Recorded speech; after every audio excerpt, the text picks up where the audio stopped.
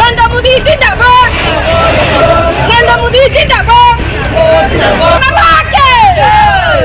BJP जिंदाबाद।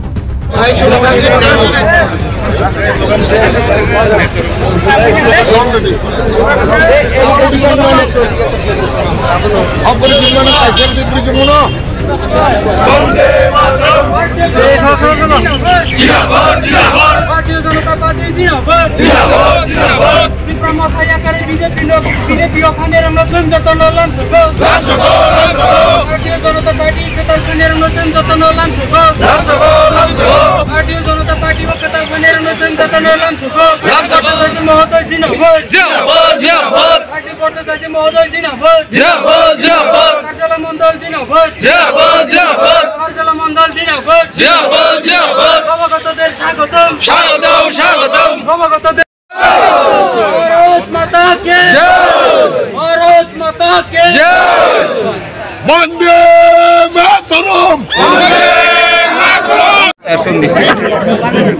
111 পরিবার 419 voter আজকে জম্পুজলাতে ভারতীয় জনতা পার্টিতে জনজাতি ভাইয়েরা বোনেরা সবাই আছে ভারতীয় জনতা পার্টিতে যোগদান করেছেন। বিশেষ করে আমাদের যুব মোর্চার যারা যুব মোর্চার রাজ্য সভাপতি আমার সঙ্গে ছিলেন, বেশ কিছু যুবক যুবতী আজকে ভারতীয় জনতা পার্টিতে যোগদান করেছে। কারণ দীর্ঘদিন ধরে এই অঞ্চলে মানুষ জনজাতি বিশেষ করে জনজাতি অংশের মানুষ বঞ্চিত হচ্ছেন। যেরকম আজকে আমাদের ভারতীয় জনতা পার্টির নেতৃত্বে সরকার প্রতিষ্ঠার পর আমরা কোনো স্লোগানে নয়, আমরা কাজের মাধ্যমে ভারতীয় জনতা পার্টি সরকার চায় এই প্রকৃত জনজাতিদের উন্নয়নের মাধ্যমে ত্রিপুরা রাজ্যের উন্নয়ন সম্ভব। তাকে পাথেয় করে আমাদের সরকার বিভিন্ন পরিকল্পনার মাধ্যমে জনজাতিদের উন্নয়নের জন্য কাজ করছে। সবচেয়ে বড় জিনিস সেটা হলো জনজাতি এলাকায় শিক্ষা, ছাত্রছাত্রীদের শিক্ষা। এই শিক্ষার জন্য আমরা দেখেছি জনজাতিরা সবচেয়ে বেশি বঞ্চিত হয়েছে।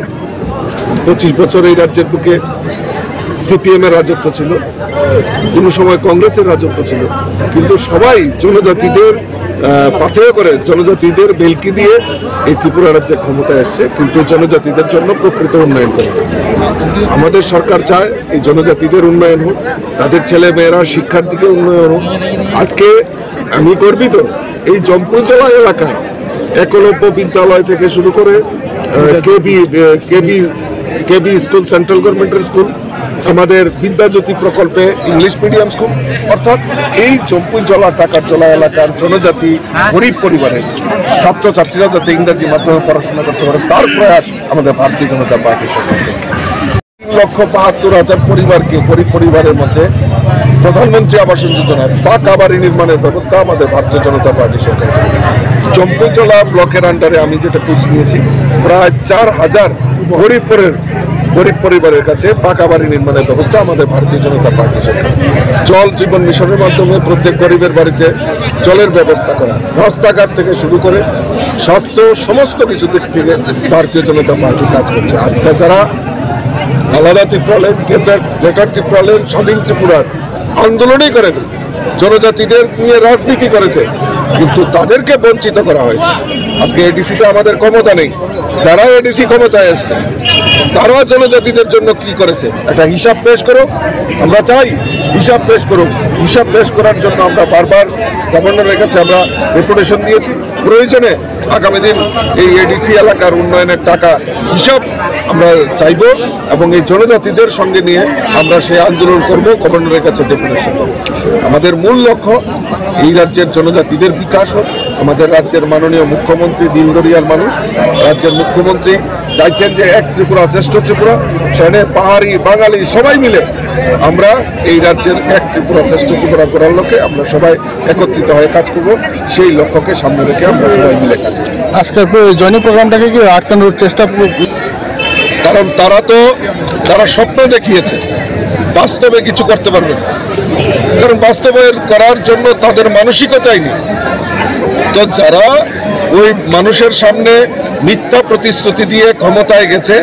তো তারা তো চাইবে যে ভারতীয় জনতা পার্টি এত ভালো কাজ করছে, মানুষ দিকে দিকে ভারতীয় জনতা পার্টিতে যোগদান করছে, চাইবে তারা বাধা দিতে।